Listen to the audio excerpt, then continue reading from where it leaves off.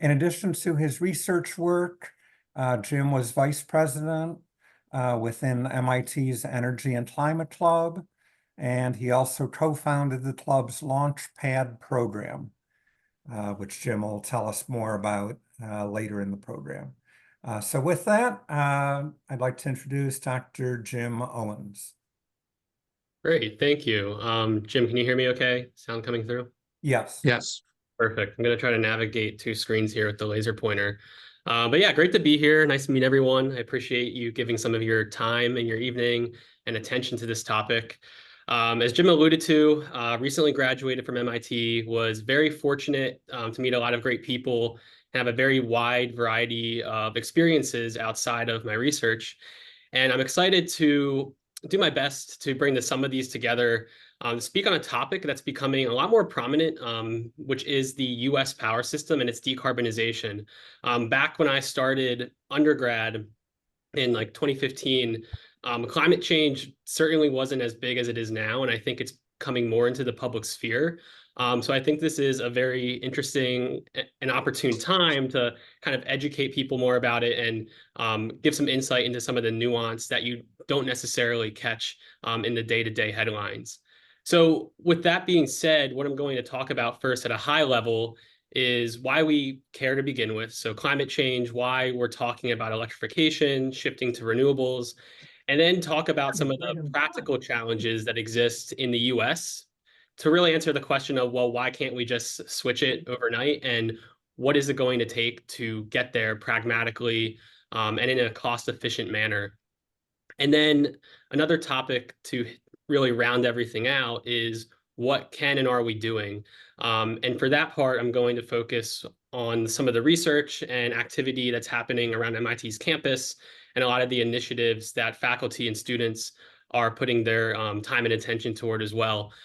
So I'll talk about this first part for around 15 to 20 minutes, then take a break if there's any questions on the technical front, and then we can kind of dive into what's happening on campus. So to level set the rest of the talk, really the big picture here is the fact that greenhouse gas emissions and subsequent climate change are posing increasing risks to both human health and the physical environment, whether that be declining air quality in certain very industrialized countries like China, failing crops, and then just destroyed ecosystems, which you see with an increasing rate of forest fires or coastal flooding. The Intergovernmental Panel on Climate Change, or the IPCC, warns that this has been getting worse and is only going to get worse if corrective action isn't taken.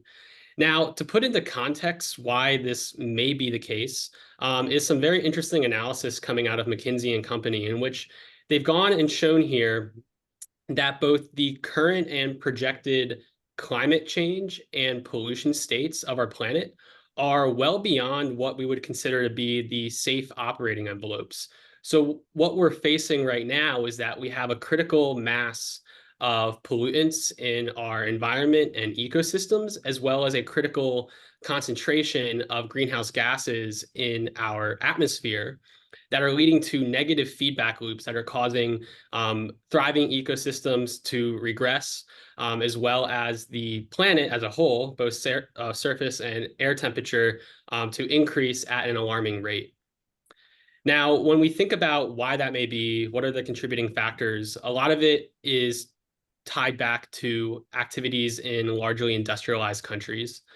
So if we look at somewhere like the US, these emissions that are driving these changes and these pollutants can be bucketed into a handful of industries.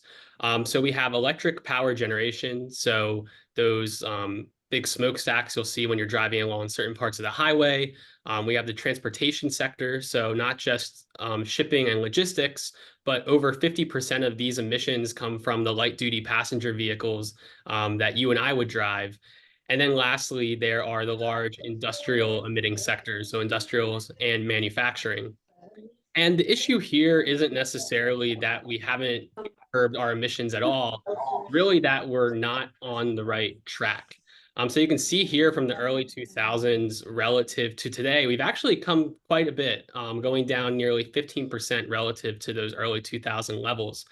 But the issue here, when you're looking at the bigger picture of stopping that accelerated rate of warming is that according to our current actions and policies that are in place, the trajectory we've set ourselves on in the US is not enough relative to this nationally determined contribution target. So back in 2015, the US and other countries formed the Paris Agreement, in which they said if we're going to avoid an additional 1.5 degrees Celsius in heating by the year 2050, these are what each of us need to do to pull our weight.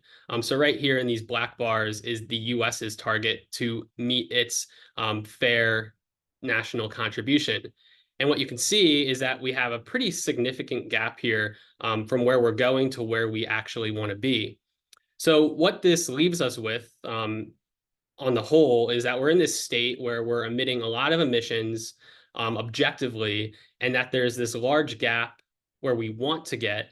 And the question really is, how do we practically do that? Because we can't just stop the economy on a dime. We can't just turn all of our power out. We need to go about this pragmatically and efficiently.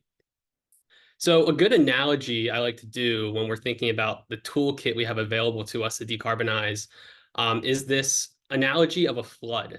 I can't take credit for it. I actually heard it in a talk from another MIT alum, Leah Ellis, who's the CEO of Sublime Systems, a low carbon cement company. And the way she likes to describe climate change is that you have a faucet, like a bathroom or a kitchen with a faucet that won't turn off. And it's flooding water onto your floor. In this case, it's emissions into the atmosphere. So you walk in, you see this problem, and you think, oh, darn, like, what do I do? So what you might think to do immediately is go into the closet and pull out a mop, right? So when we're talking about the mops of climate change, that comes in the form of nature-based solutions. So planting trees and other natural, like biological organisms or composites that might be able to suck CO2 out of the atmosphere, or direct air capture technologies that are more often than not electrified and can also use electrochemistry to suck CO2 out of the atmosphere.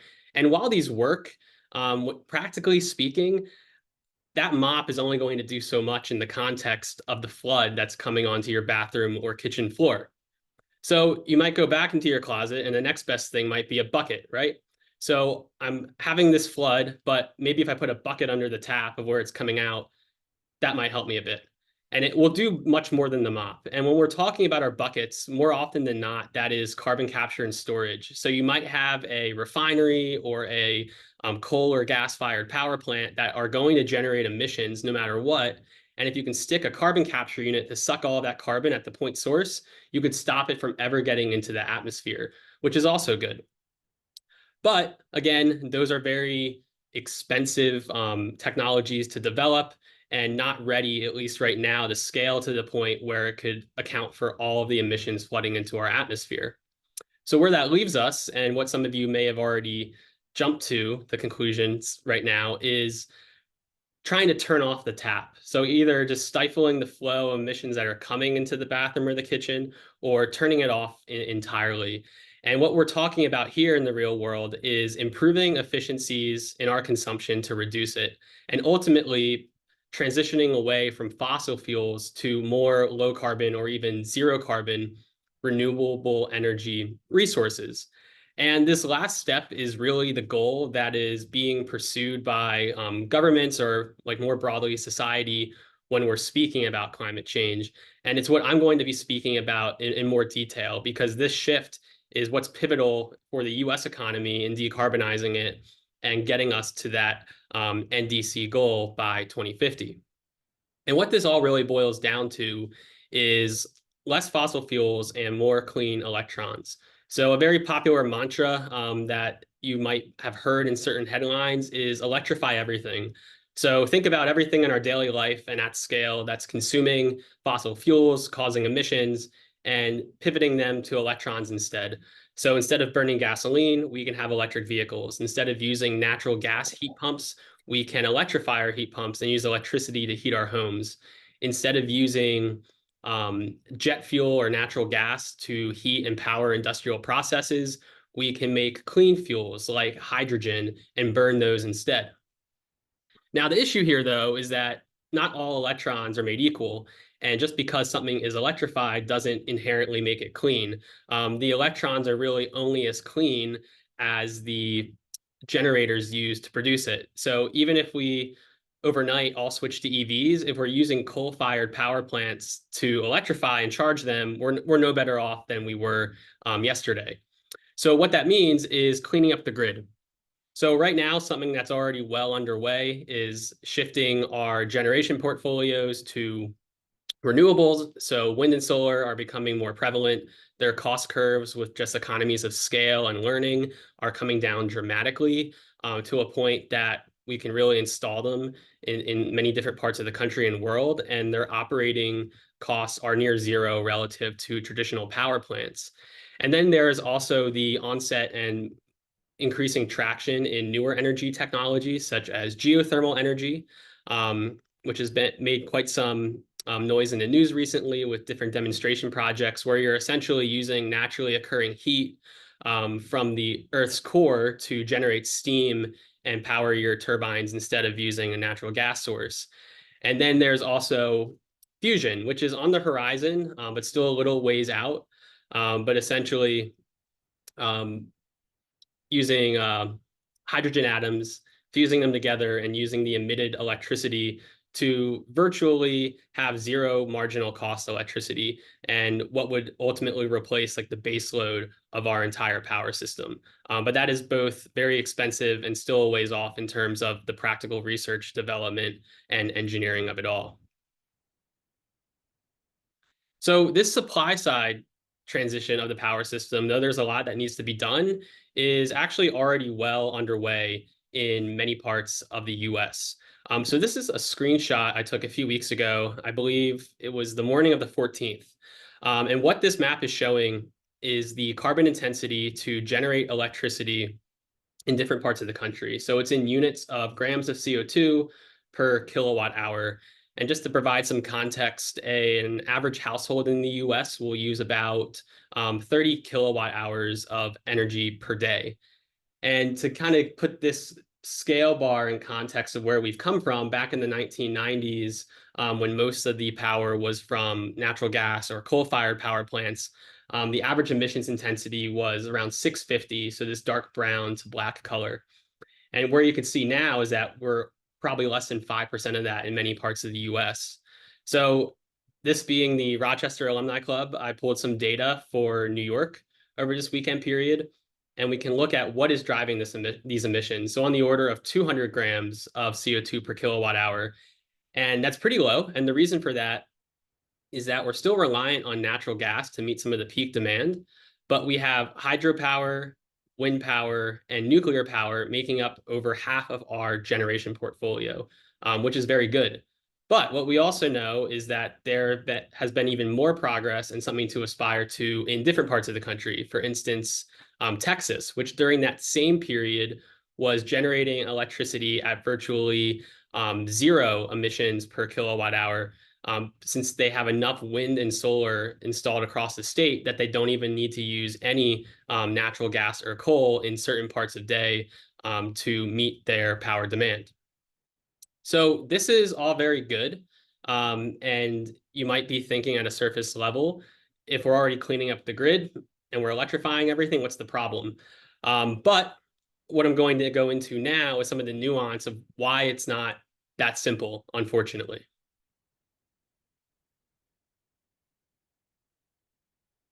So broadly speaking, there are a number of physical and financial barriers that stand in the way of a 100% decarbonized grid.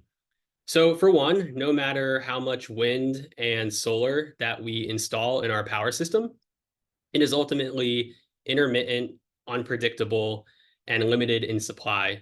For instance, we know the sun only shines during the day, but meanwhile, we have demand during all 24 hours. And in theory, a lot of folks are working very hard on storage technologies. So saying if we have excess solar power here, we can store it in a battery and then dispatch it into the grid at night.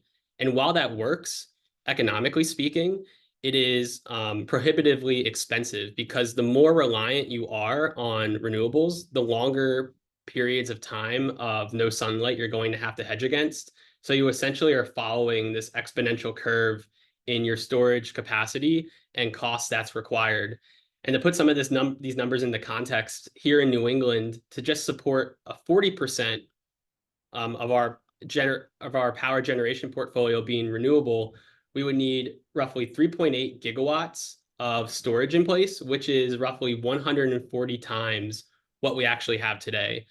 So a very good idea in theory to run the grid on solar panels and batteries, but not necessarily possible in practice in the near future. And in addition to that, being a supply side problem, we also have the demand side issues that come up. So as I mentioned, electrifying everything only goes so far if you're not managing the loads responsibly. So for instance, I like to use EVs as an example, where if we all went out tomorrow and got EVs, that would be great. And we would wake up in the morning, go to work or elsewhere, but we would run into this problem where we all come home in the early evening and plug in, and we would get this very extreme incident demand curve, which had really two problems. One, the power system, so like the power wires and transmission lines that you have that actually bring the electricity from point A to point B, might not be able to handle that much energy demand since it wasn't designed for it. And second to that is when you have these peak demand periods, the power system has to turn on these very dirty backup natural gas and coal power generators to accommodate it. Jim? Yes. I was just thinking, I want to interrupt you a little bit because we got a whole ton of questions on it, on generation that maybe now's a good time to clean up before we get too far from them. Please. Yeah, I didn't even see these. Okay. So sorry, I should have done it a couple minutes ago, but we got a whole bunch of them. Let's start out. First, we had a couple of them along this line of Dave Ortman, which is he says short, so I'll just read it. I don't see fission on the short list of list for cleaning up the grid. And also another question from Richard Fu: why not fusion? Why not fission instead of going directly to fusion, which is far down already? So and then yeah, let's start those two. I think why fusion? Why isn't fusion on the list? Fission on the list? Yeah, no, I'll say when I put fusion on there, it's not me picking a winner. It was just an example of dispatchable baseload. So we do have nuclear, but from my limited understanding, I know there's like a lot of public pushback when it comes to developing more fission compared to fusion. I know that's not really a satisfactory answer, and I wish I knew more, but I know it's just like a very complicated history and topic. But it's certainly something that like could build the need. Okay, the second was about fusion, nuclear energy again. There's still more nuclear energy being generated in the world than renewable energy. This is from Michael.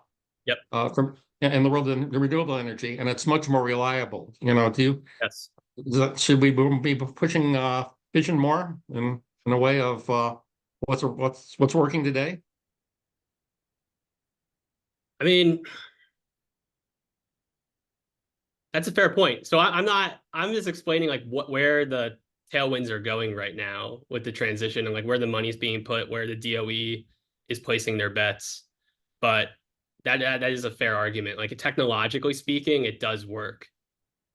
A lot of it comes down to, again, like the politics, the regulation behind it, where you put the waste, things of that sort, which I'm unfortunately not too familiar with. Okay, and we have a couple of questions on hydro. Yes. Joyce Lee has actually got an interesting one. Joyce, would you like to unmute yourself and give it a go? Let's see here. Thank you. My question about hydro is that it is a lot of embodied energy to build, and biodiversity is negatively impacted. And now we are learning in some hydro situations that water resources dwindling to make hydro inefficient. So what is the future in New York State? So I don't know much about New York, but I have a colleague of mine who is working on hydro specifically. And I know what's in light of the points you are bringing up, there are now like certain classification systems and permitting requirements that are being put in place to combat these negative effects. So the same way that a lot of like new generation capacity coming on to like the grid system has to be vetted and there's engineering studies to like see the impacts, there's a lot more stricter permitting requirements and like doing these bio ecosystem studies and like impact projections and things of that sort to try to avoid this. Because to your point, decades ago when they were just developing this kind of like willy-nilly, they weren't really thinking about that, but now they have to.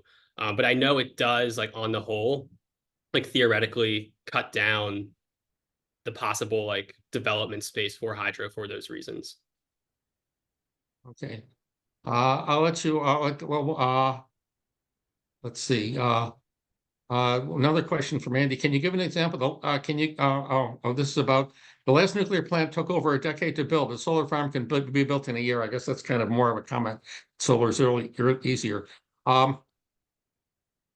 Rather than having you respond to that, the rest of the questions are pretty much could go towards debate at the end. So let's save them for the end, and let's have you continue with the yeah, sure. usage. This is a good carry on the conversation, the topics, and then Dave, I see your questions about EVs, and I'll talk about more of that in the solution roadmap too. Yeah, but these are all good questions. Okay, so I'm trying to let you get through your talk. That's all. Oh yeah, no, this is good. This is good. Okay. All right, let's see my back. Okay, so then in addition to what we've just been discussing in the last few minutes with actual like the supply and demand, the final big wrinkle in all of this goes beyond both of those and is more related to the plumbing, so to speak, of how we're actually getting that energy from the power plant to the end demand use. And I'm talking about transmission wires here. So you may have seen headlines over the last few years in regions like Texas, where they're having blackout scenarios. And part of the problem is their transmission infrastructure. So what we're seeing here during one of these blackouts is basically there is so much wind and solar installed in the northwest part of the state that it's essentially free. And there's a ton of demand in the southeast where most of the big cities are, but there's simply not enough transmission capacity to get that excess supply of wind and solar to the southeast where it's actually needed. So all of those marginal high price gas and coal power plants are being brought online to accommodate it, which is why you have these prices skyrocketing.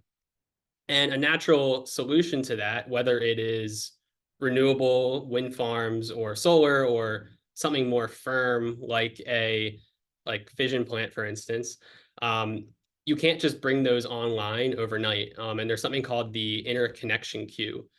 So basically, whenever you're trying to attach a new sizable power plant to the system, there is a often years-long process to do all of the proper engineering studies, validation, looking at like just community impact and so on, that really bottlenecks things.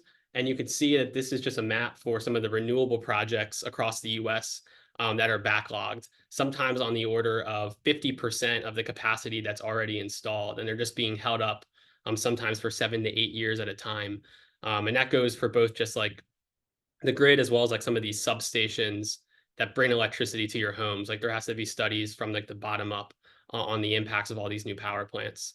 So to summarize these engineering issues is that it's not necessarily that we don't like have the technology to do it, but that we don't have the infrastructure in place to firm up reliable, clean supply, as well as deliver it to where demand already exists and is anticipated to grow.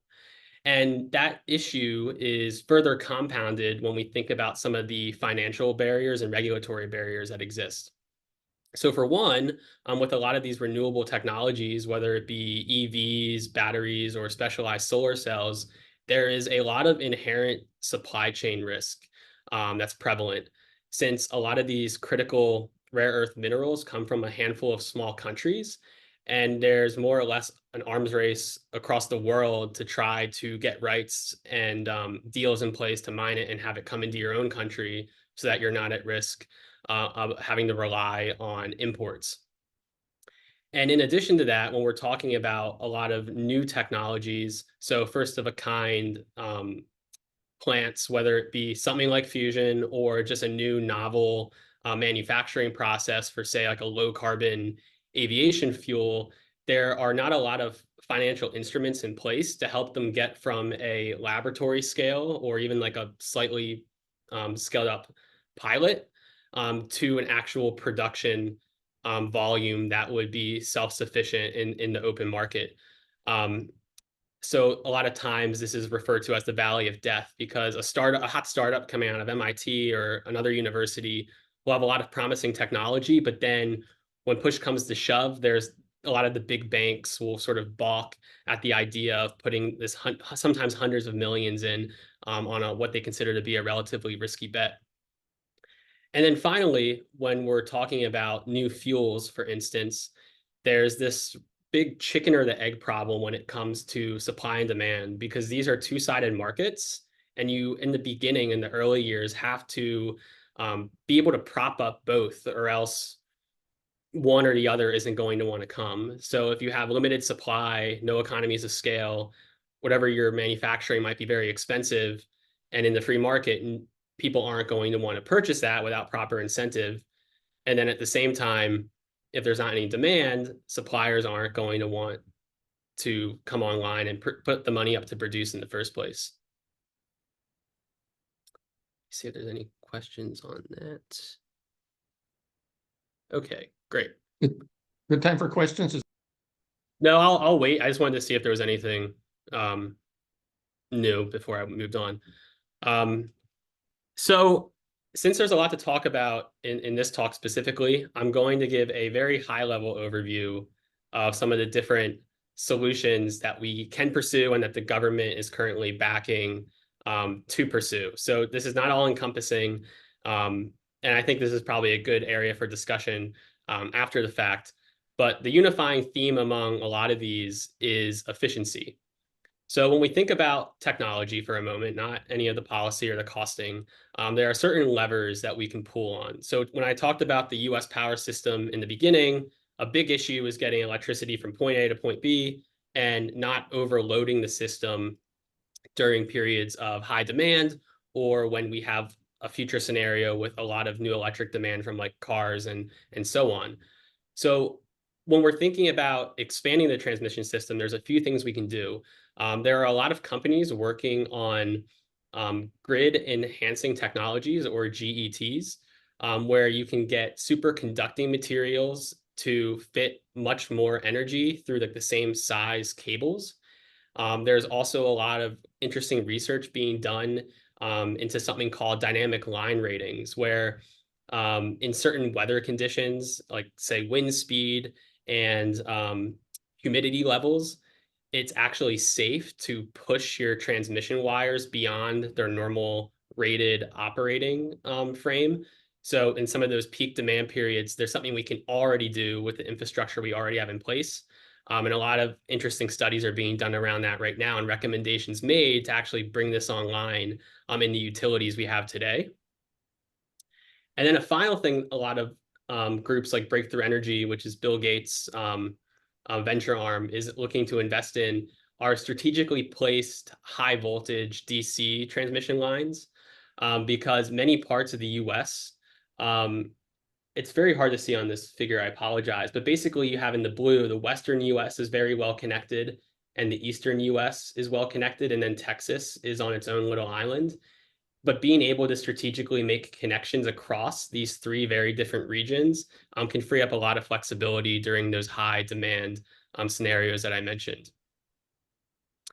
And another thing that's being discussed is this idea of deployment of distributed energy resources. So there's this paradigm right now of power plants producing energy and then transmitting it as electrons to your homes, workplaces, and so on. So it's sort of just a one-way relationship. But now something that can help bolster the power system is distributing different resources. So if you have rooftop solar, for instance, you don't need to send electricity from the power plant over those transmission wires that are constrained. And there's also this idea of demand response programs, or what we call virtual power plants. So when you have many electrified smart devices like cars or heat pumps, you can strategically shift those charging sessions. And normally this is done with some sort of pricing signal to incentivize folks to say, not charge in the early evening hours. Electricity might be cheaper overnight, or a utility might give you a cut of their savings if you agree to charge overnight. And you can shift from these high demand periods to these lower ones. And I believe it was Mark who asked about flipping the EV paradigm from taking electricity to providing it. And that's actually a big bulk of my thesis work, and that's called vehicle to grid.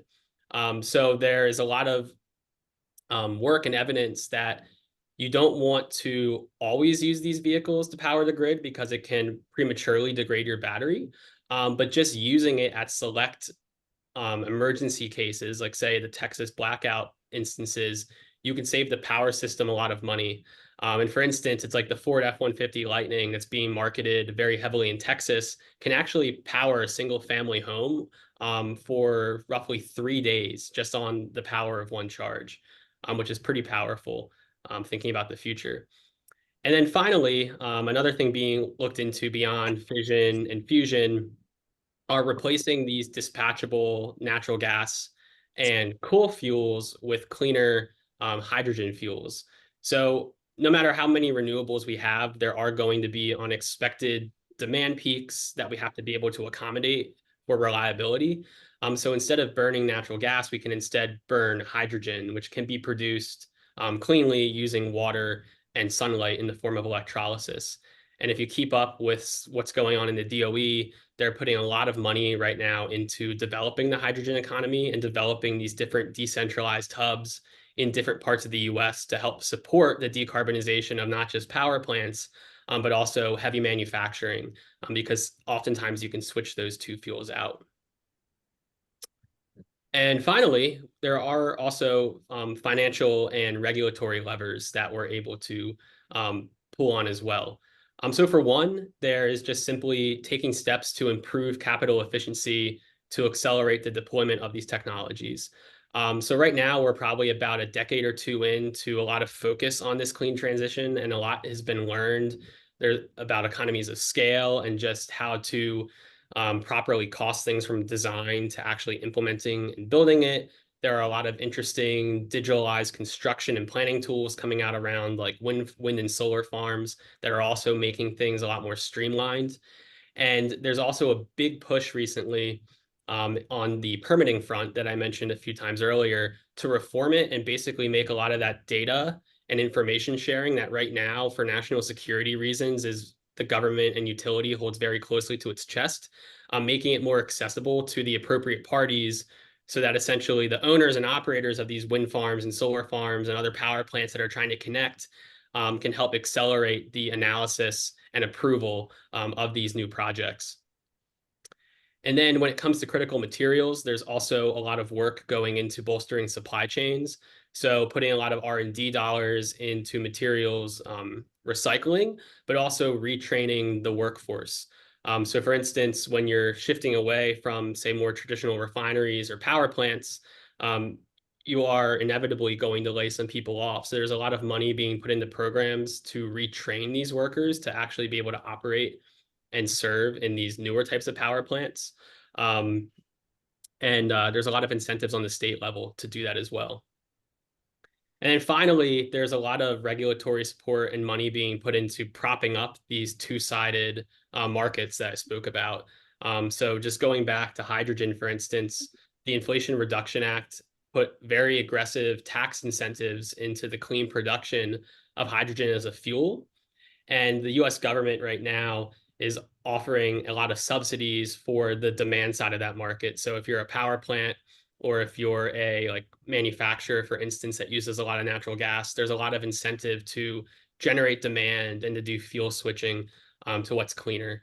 And hand in hand with that, there's also a newly established Office of Clean Energy Demonstrations, as well as the DOE Loan Programs Office that are offering these first-of-a-kind financial instruments to help support the construction of these large-scale renewable energy or renewable fuel projects.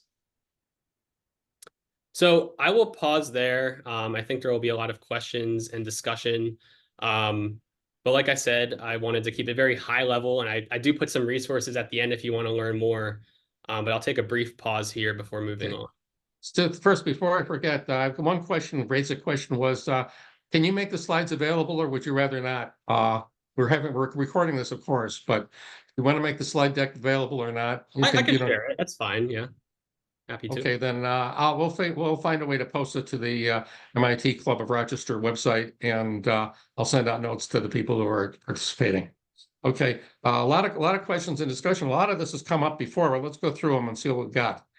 First, Chris Harding, you have to talk about the cost of to interconnect various grids and sources. Do you want to ask it, or do you want to modify it, or come on and comment about it? Unmute. Yeah, I belong to MIT Alumni for Climate Action, and I read Mark Jacobson's paper from Stanford, and he had said that to interconnect grids, it would cost around $8 trillion to implement renewable energy. And he's a renewable energy advocate, as you probably know. Right. But if you don't integrate them, it's less efficient, and it'll cost about 10 to 11 trillion. What's your opinion on that? Do you have any data or anything or opinion about that? Integrating what specifically? The grids, for example, Texas, the East Coast, the West Coast, and the different grids that are, I can't remember the name of all the grids, but the Western Interconnect and the Texas grid and the Eastern grids. And he was saying it would be, you said, too expensive to do that? He said it would be cheaper to integrate it. Oh, yeah, it'd be cheaper to integrate it than it would be to not integrate it. Yes.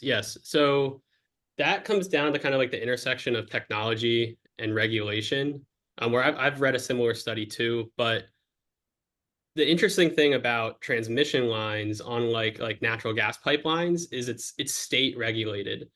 So the Federal Energy Regulation Committee, FERC, if they want to install a gas line across state lines for like the betterment of the overall power system, they can just do it, and the states have to cooperate.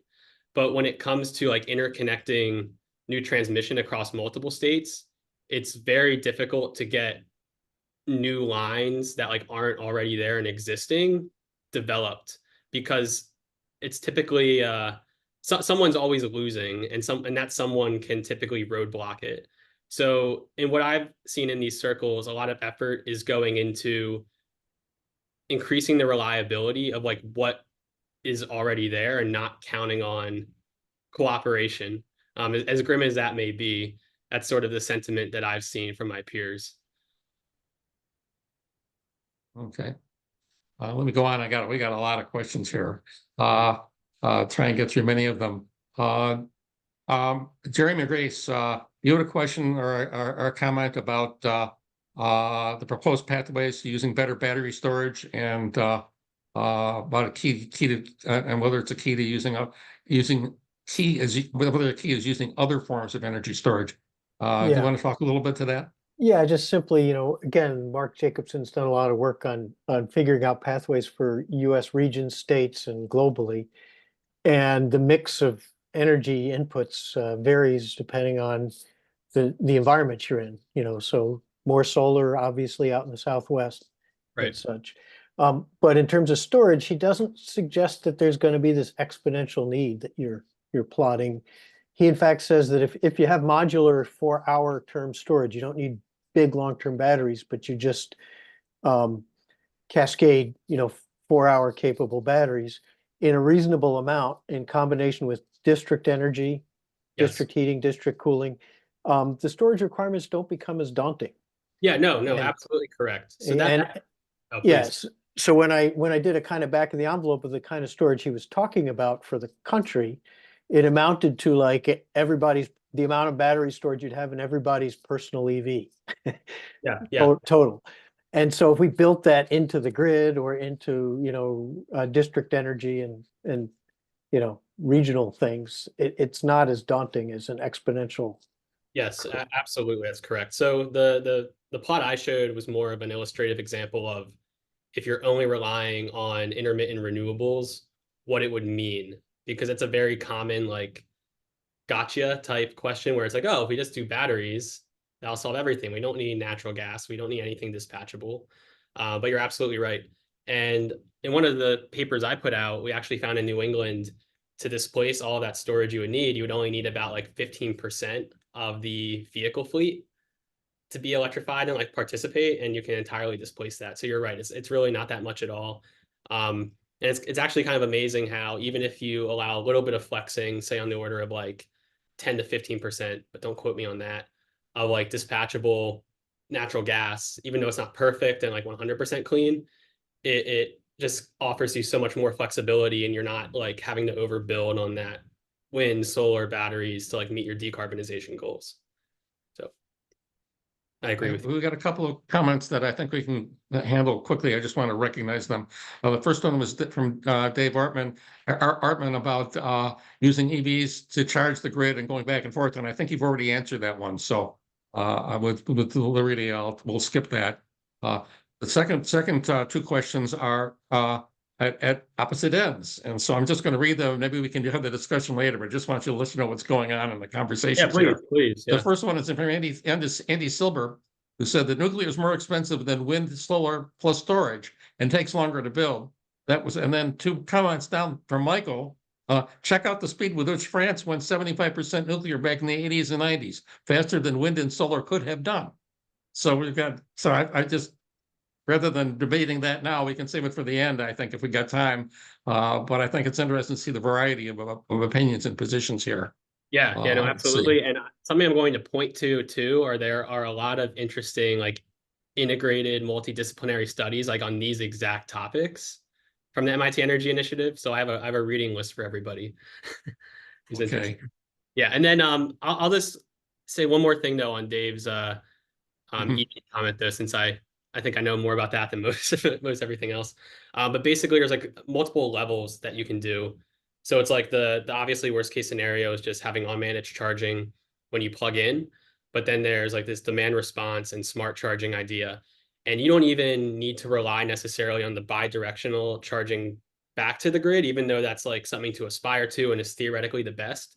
But you can get roughly like 60 to 70% of the way there if you just use smart charging. Because at scale, when you have like many more EVs, a lot of the power and utility that they confer to the overall power system just comes from this ability to like shift on demand, as opposed to say like injecting back in. Because when you shift the load, you don't need to necessarily inject back in to cover an uncontrolled load. Okay. But I can add that too into like the slides before I send them out. Okay, and Mark Commenzend, if I'm pronouncing his name correctly, had two comments. Again, I'm just going to read them and save it kind of for later. He said that hydro is great, but basically it's causing a lot of problems with silting, flood control, power generation. Okay, wait a minute. Some hydro is wonderful, but some have silted. Some may need dredging, highly expensive. In other words, hydro is not the perfect solution, and I certainly agree with that. And Mark also mentioned what you already mentioned, which was about the use of underground power lines, particularly in places like California where it's dry and you've got a fire hazard. I thought that was kind of interesting.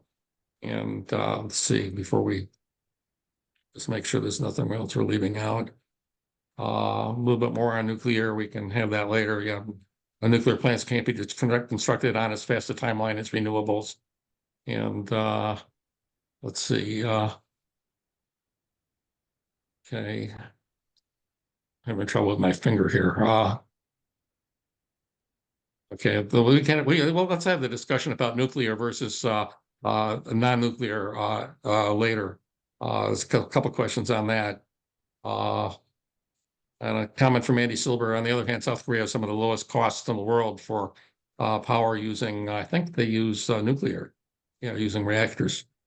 Yep. And I think we can handle, yes, the rest of it just kind of, that's that kind of debate. So let's continue. Let's see what's going on at MIT. And at the end, if people are willing to hang around, we'll have a general discussion about nuclear versus renewables. Sounds great. Okay, good. Yeah, so I think I'll try to kind of go through some of these slides quickly in the interest of time, leave more time for discussion. But I think it's a very exciting time to be working on these problems at MIT. I'll really say from like the top down, not just in research, but like the students, people really walk the walk and are looking for opportunities to apply and like make a change, just beyond like pure academics and theory, which I think is great. So in terms of the research, there are a few different centers across campus, or consortiums would probably be a better term, that really link a lot of different departments and experts across like the hard sciences, engineering, economists, folks at Sloan. And the leading and premier one for the last few years has been the MIT Energy Initiative, which was established back in 2006 by former Secretary of Energy Ernie Moniz, as well as more recently headed by my advisor, Dr. Bob Armstrong, and really focuses on industry, government collaboration to enact like global systematic change. So really thinking like US scale, like studies, impact, and so on. But more locally, there's also CEPR, which is the Center for Energy and Environmental Policy Research, which their students and faculty tend to focus on more local regulatory aspects of the energy transition. So answering a lot of those questions that some folks brought up in the comments about how local communities are impacted by different aspects of these changes, whether it be financially, environmentally, or otherwise. And then there's also the Climate and Sustainability Consortium, which is the newest of the three, and really hones in on academic industry collaboration. So focusing like applied research, like on very real problems that different companies will come through with. Like, for instance, I know there are certain like maritime shipping companies that are working with them to figure out how to decarbonize their shipping routes. And to speak a little bit more about the Energy Initiative, where I spent a lot of my time at MIT, there's of course the research side. So there's a lot of funding that will come through from industry, and there's something called the Mighty Seed Fund, which focuses on like really kind of moonshot type new technologies. But then there's also the Future Energy Systems Center, which is some of the more applied like EV type work that I did, and thinking about like impact and hurdles over the next 5 or so years. And then there's a lot of cross campus collaboration, as well as a dedicated research staff, which is a very unique model. So in a lot of academic institutions around the country and world, you'll have very siloed groups within departments that are just doing their own research, trying to get their own papers out. But in the Energy Initiative, you have dedicated research staff that are specifically essentially running their own pseudo groups, working on like these very applied systemic problems that otherwise, just the way academia works wouldn't necessarily afford you to go after, just because I think sometimes incentives are misaligned, but I think that's another conversation entirely. And then there's also a lot of great education and outreach. So they've established an energy studies minor. There's a very strong UROP program. So any student that wants to do energy research can get the funding to make it happen. And they put a lot of this material, excuse me, as well into the public sphere with open courseware. And then there's a lot of great like biannual publications that come out in the Energy Futures, as well as the Energy Reads podcasts. And then they also put on a number of conferences and symposia throughout the year that those local might be able to join for. But then finally, what I think is one of the most interesting parts when I was speaking about going after these like system-wide problems is every 2 to 3 years, the Energy Initiative puts out these future of studies. So they're looking at these different technologies, whether it be coal, nuclear, energy storage, solar, everything we were talking about, and they look at it through a very interdisciplinary lens. So the faculty and PIs on the project aren't just the MIT Energy Initiative research scientists, but also the policy experts, the economics experts, and then the hard science faculty as well. And they really do a nice job of tying everything together and really painting a very like authentic and grounded picture in what the future of each of these technologies holds. And they're pretty much like 300-page reports. They're publicly available at the link I have in the footer. So definitely worth your while to check that out as well. And now, in the last few minutes, I'm going to pivot more to beyond research, but to what I would consider to be community and action. which is really where I have had some of my most enriching experiences at MIT, is with my involvement in the broader climate and energy ecosystem through the Energy and Climate Club. So we're proud to say that we are the largest student-run organization at MIT, among the largest student energy and climate clubs in the country and in the world. We have over 600 active members. And the really cool thing about this is that there's so much interest around this topic that our membership spans undergrads, grad students, postdocs, MBA students at Sloan. So you really just get so many rich and diverse perspectives, and you never know who you're going to meet, which is a really great part of engaging with this group in particular. And we like to take maybe more credit than we should be given, but we like to say that we are sort of the hub in this hub and spoke model of the MIT climate and energy ecosystem. And I'm just going to highlight some of the key pieces of really what makes this so special and like how people are actually walking the walk, as I alluded to before. So as I already mentioned, we have all this great research that's going on, but there are also many rich collaborations ongoing with industrial partners. So the companies and individuals within those organizations that are working at the forefront of these problems and really trying to bring them to life. So for instance, we have the MIT Industrial Liaison Program that when companies come to MIT looking for answers, are connecting them with the faculty, the students, the experts at the forefront of these problems. And that's why MIT, among other universities like Stanford and Harvard, has such a high hit rate when it actually comes to spinning technologies out and actually building things that have real practical use out in industry.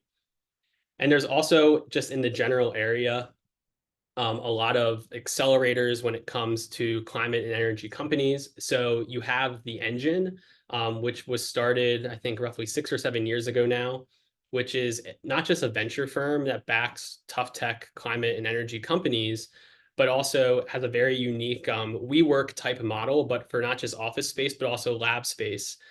So you have a lot of innovative companies within a very narrow square footage, all able to work together in an affordable way. And Greentown Labs also mirrors that model as well. But where I really think a lot of the power comes from here is in the entrepreneurial aspects of the climate and energy ecosystem. So really, if you come into MIT, student or otherwise, and you want to bring an idea to life, there are no shortage of opportunities to see that through. So every year there is a climate and energy prize that gives out over $100,000 in award seed funding for non-dilutive seed funding for student ventures to use to further their idea. There's the more generic 100K entrepreneurship competition, which I may be biased, but I think in the last few years, climate and energy startups have tended to be the big winners there. And then there's also essentially within Sloan an MIT Energy and Climate Incubator. So it's 15366 Energy and Climate Ventures. It's taught in the fall, semester-long course. And the model of it is that they'll bring 10 or so technologists from different parts of MIT and Harvard's campus in with their technologies that have some commercial promise, but then they strategically make up the class cohort to be PhD students, MBA students, other graduate students from across all the Boston universities, and essentially form these power teams, these dream teams of people with different skill sets and backgrounds to actually bring these technologies to life. And it's very real too. I know, I think 2 companies in the last like 3 or 4 years that have come out of this class, and only because of this class, that are like doing really big things, very well funded now, supporting teams of 10 or 20 students. And I think there's very few places in the world that you can find a similar model that is as successful.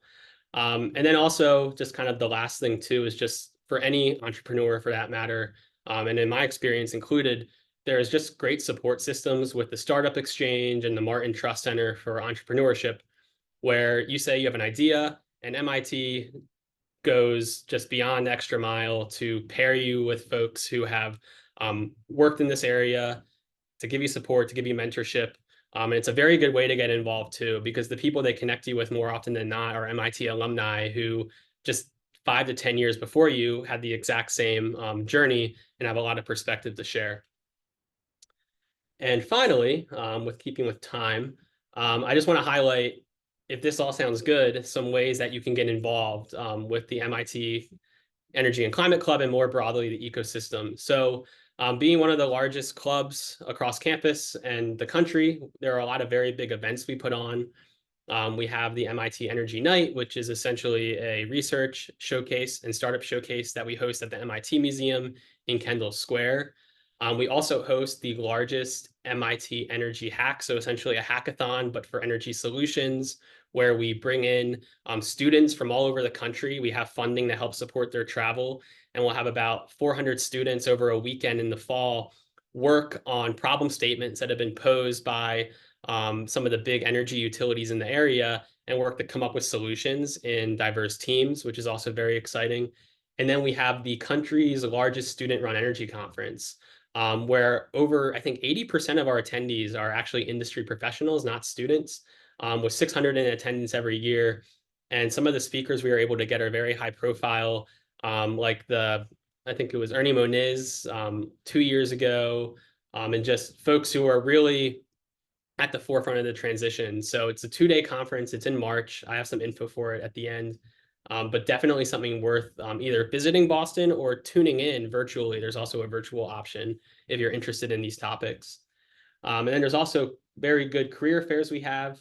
And then what Jim mentioned is this Launchpad program that I recently started with one of my colleagues, Charlotte Ross. And essentially, the niche we were filling was, if you come to MIT and you want to do consulting or investment banking, there are very well-defined paths for how you do that, what clubs you should join, what internships you should get to get your resume ready for recruiting by the time you're a senior in your senior year.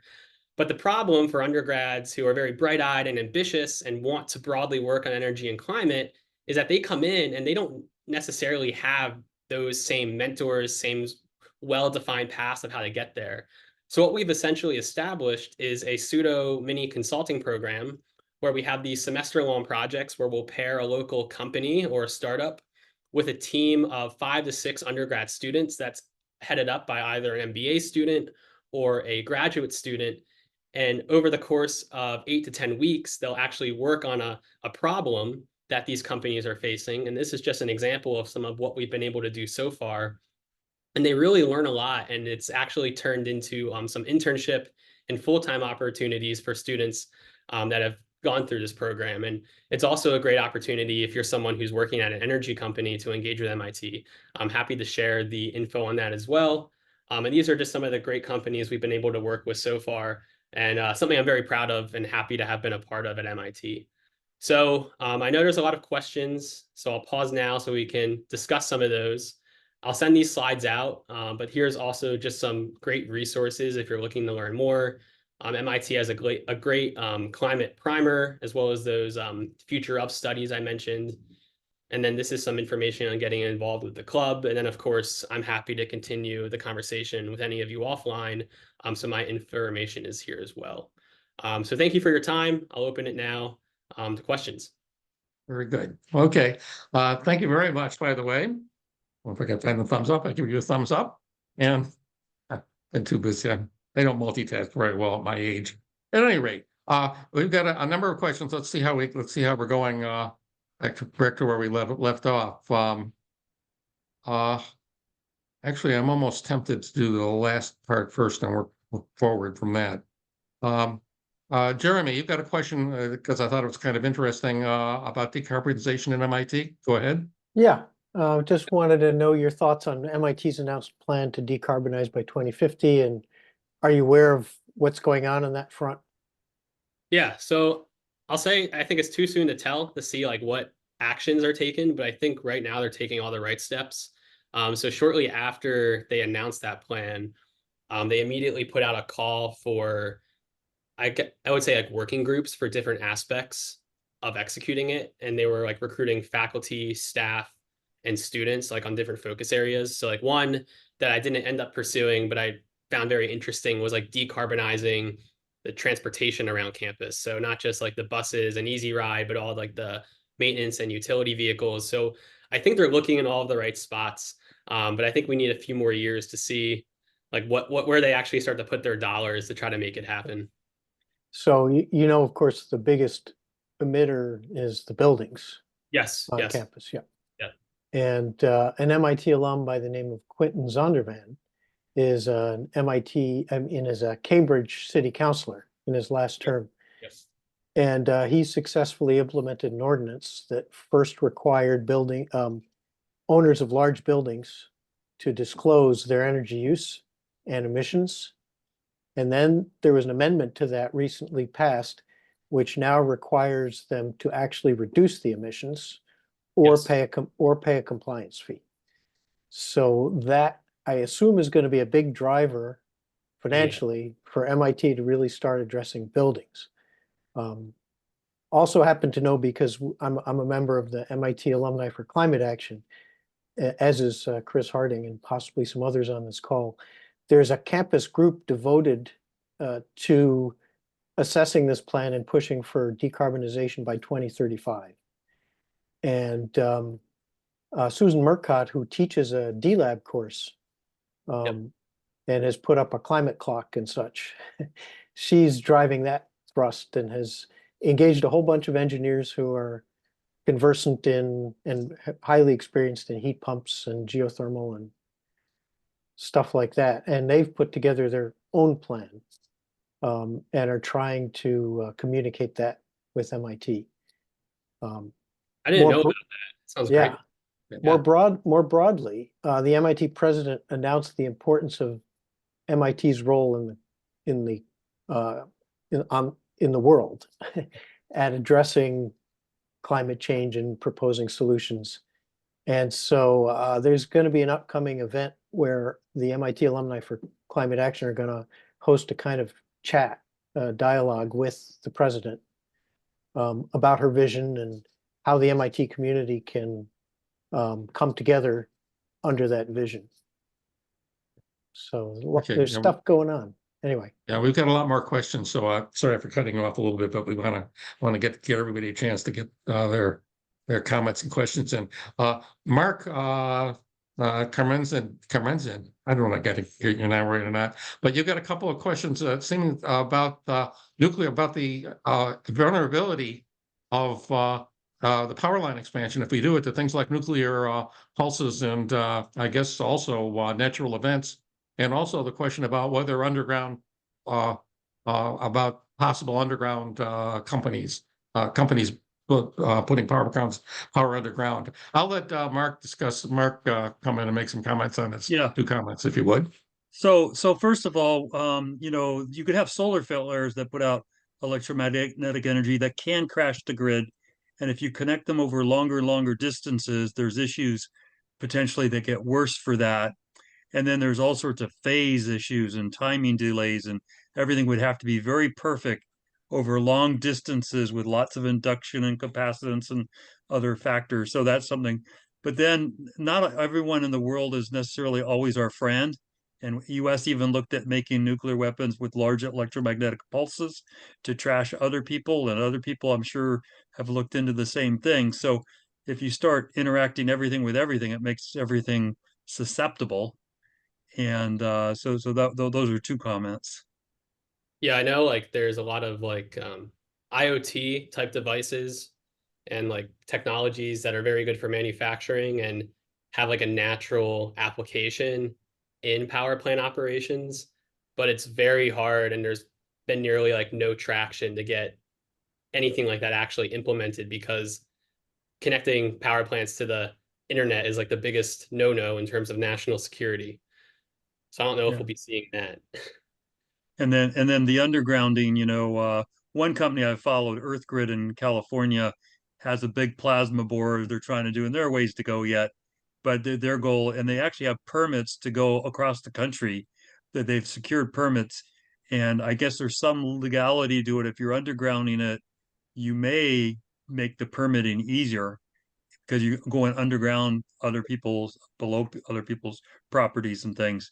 So they you know, take it all with a grain of salt, but that was an interesting company I've been following. And then someone said that AC, you know, is on the high tension poles, is easy to convert up and down in voltage. And someone said they may need to do DC underground And I'm just curious, how easy is it to convert DC back to lower voltages? Is that easy or really hard to do? I don't know enough to speak to the actual like engineering physics of that. I haven't looked into that, so I don't want to tell you incorrectly. I mean, I know silicon carbide inverters love 1,000 volts and stuff like that, but to get little wires, you want, millions of volt or hundreds of thousands of million volts or something, and a high tension power, you can do that.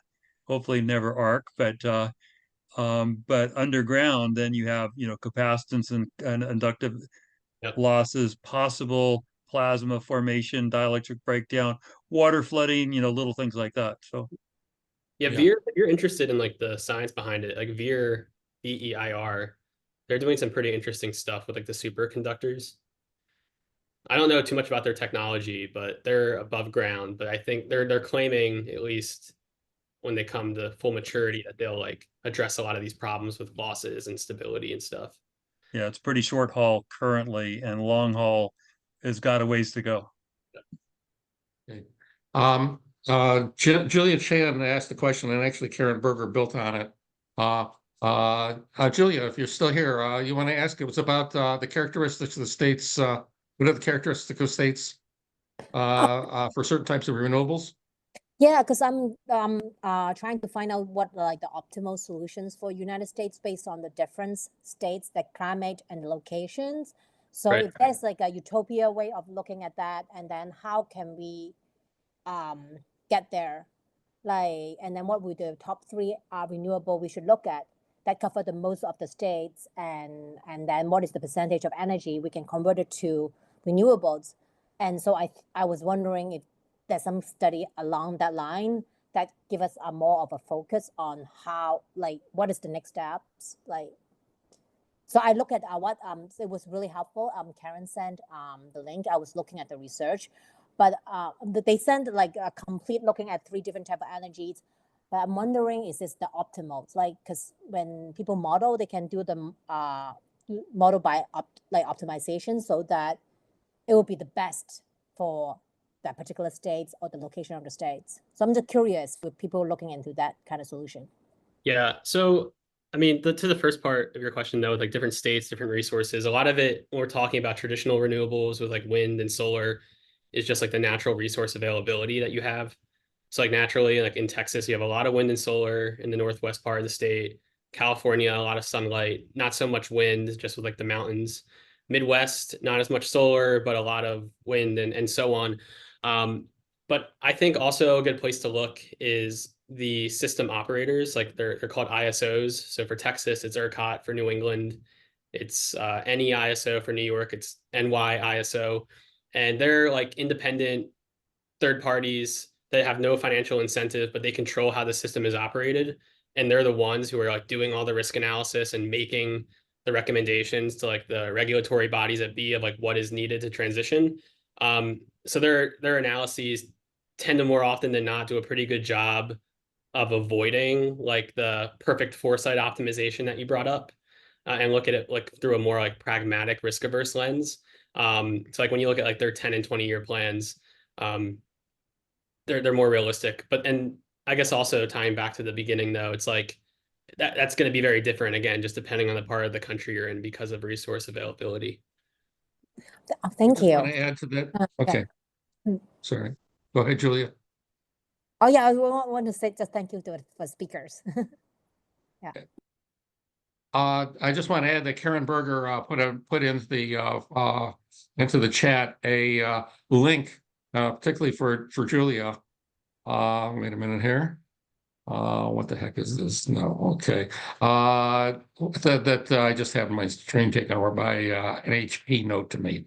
That she put in a link to you can see the proposal for every state here as an example. Just for time, I'll ask people to look in the chat and check her link. Joyce Lee had a question, actually an interesting one about sacred sites and about old power lines going every place. Joyce Lee, if you're still around, do you want to read that one? Okay, maybe she's not. She said, I was recently at MIT and a visiting scholar in planning department spoke about some ground PV farms are on sacred ground in indigenous communities. How could the permitting process be improved? I guess in general, is you see any problem with crossing sacred Indian land with power lines and things of that sort? Is it much of a problem? I'm not too familiar with the topic, but I do know, like, with these new permitting reforms that are coming, like a theme is also like community, like open comments, so to speak. So they'll like make a proposal for what they're going to do. And then there are opportunities and channels for like, the community to engage and express those types of concerns. What happens after, I'm not familiar with, but I know that's in certain places an option. Okay. Back to over to hydrogen. First, Jeremy, I'm not going to have you read it because it's just short. Look in the chat for a link for hydrogen as an alternative, as a green alternative fuel. And it was in comments to no, I guess it wasn't in comments to, but it was about Andy Silberg had a comment, I should say, about hydrogen. Which it sounds like you're not much in favor of it. Would you like to make any comments, Andy? Okay. Andy may have logged off too. I think his point there was you it are. has a limited use. This is Jeremy. His Yeah. point was it's really has a limited use and it has a high energy cost. So it can be used cleanly if it's not burned. If you have to burn it, there are other issues you have to deal with. And a good plan would have it represent maybe, certainly less than 10, more like less than 5% of the energy demand. And it would be for things you can't plug in. So Yeah, like jet fuel and things like that, I guess. yeah, and off-road vehicles and trucking and logistics and long haul stuff, shipping, Yeah. That kind of stuff. Yeah, This is Dave. Chris Harding had a comment about it. I think you need to be careful about double counting there when we talk about the percentage of generation, the percentage of demand, because the hydrogen has to come from someplace. It has to be generated somewhere else. That's right. And that's where the energy cost comes in. I mean, so the stuff in the ground that we dig up, we get almost for free. But to make the hydrogen, we have to pull it out of the electric grid if we're going to make it cleanly. And so if you use too much of it too fast, right, you're going to impede our ability to power our other things with renewables because you're competing for the same renewable electricity supply.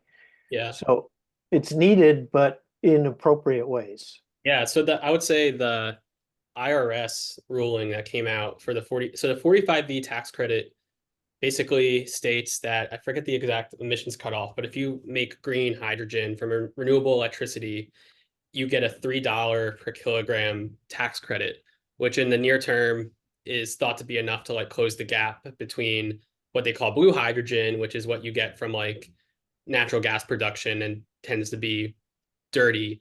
And there's a lot of rather stringent requirements around how the accounting is done.